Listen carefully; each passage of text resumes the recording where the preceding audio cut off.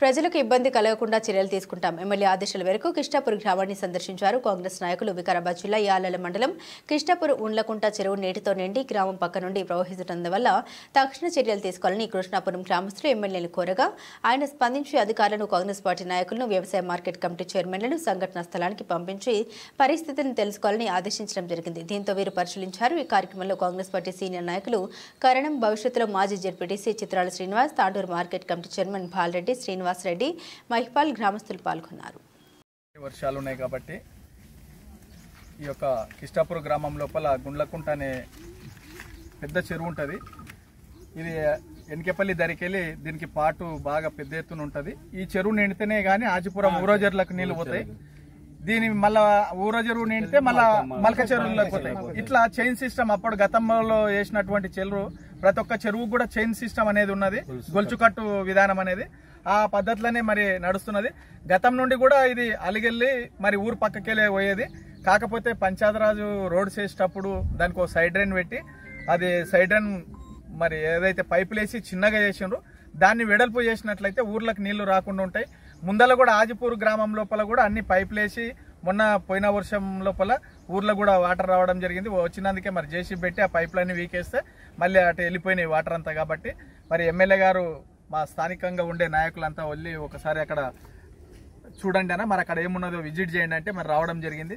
పెద్దలు పురుషోత్తం సార్ కానీ, AMC chairman Bala Reddy గారు, హనుమంత్ గారు, పార్టీ ప్రెసిడెంట్ నర్సిరెడ్డి గారు, మైపాల్ గారు అందరం మరి రావడము, గ్రామస్తులతో అందరితోటి విచారించడం కూడా జరిగింది. గత కొన్ని సంవత్సరాల నుండి కూడా 20-30 ఏళ్ల నుండి కూడా మాకు ఈ గ్రామానికి బాగా అనుబంధం. ఇక్కడ ఈ విలేజ్ కూడా మేము పట్టదలం కాబట్టి ఇక్కడ ఏం ప్రాబ్లం ఉన్నది అనేది కూడా తెలుసు. కాకపోతే నిన్న మొన్న వర్షాలకు పెద్ద ఎత్తున మరి వాటర్ రావడం జరిగింది. కాబట్టి మరి ఎమ్మెల్యే గారి దృష్టికి తీసుకెళ్లి దానికి తగిన ఏర్పాట్లు చేయడానికి మా వంతు ప్రయత్నం చేస్తాం.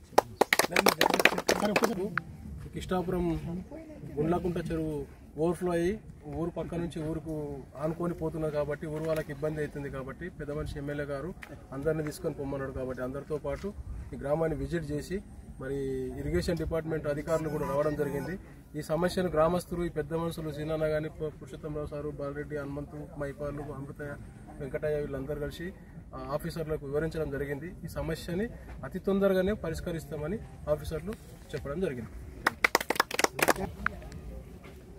భారీ వర్షాల వలన యాలాల మండలంలో ఎక్కువ వర్షపాతం కురవడము, అందులో మొన్ననే హాజీపూర్లో వర్షం వచ్చేసి ఆ చెరువు కూడా నిండిపోయి ఇళ్లలో కూడా నీళ్లు రావడం జరిగింది.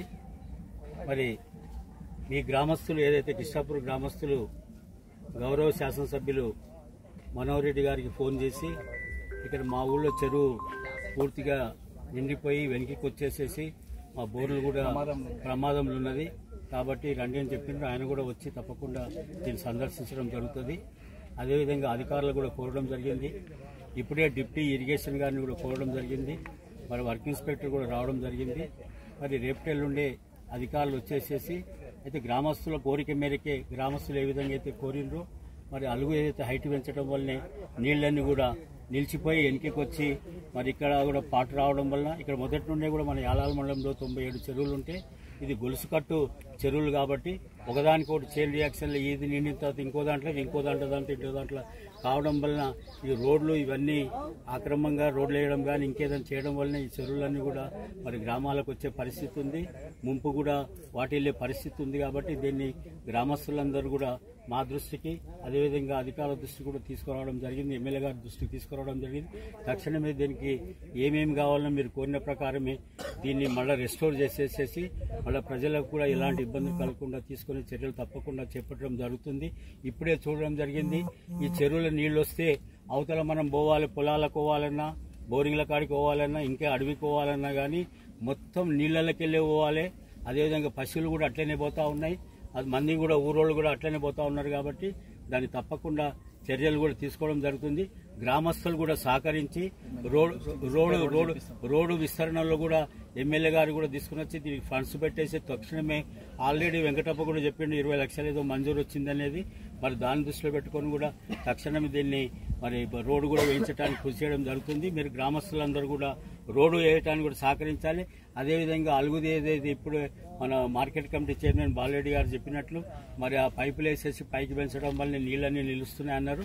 దాని తక్షణమే మరి ఎవరైనా ఈతగాళ్ళు కానీ అధికార యంత్రాంగం వచ్చేసేసి దాన్ని తప్పకుండా మరి ఆపేసేసేసి ఎక్కడ కూడా ఎవరి కూడా నష్టం జరగకుండా పశు నష్టం కానీ మరి అదేవిధంగా రైతులకు కానీ నష్టం కాకుండా కూడా తప్పకుండా ఎమ్మెల్యే గారు దృష్టి తీసుకుని చర్యలు తీసుకోవడం జరుగుతుంది.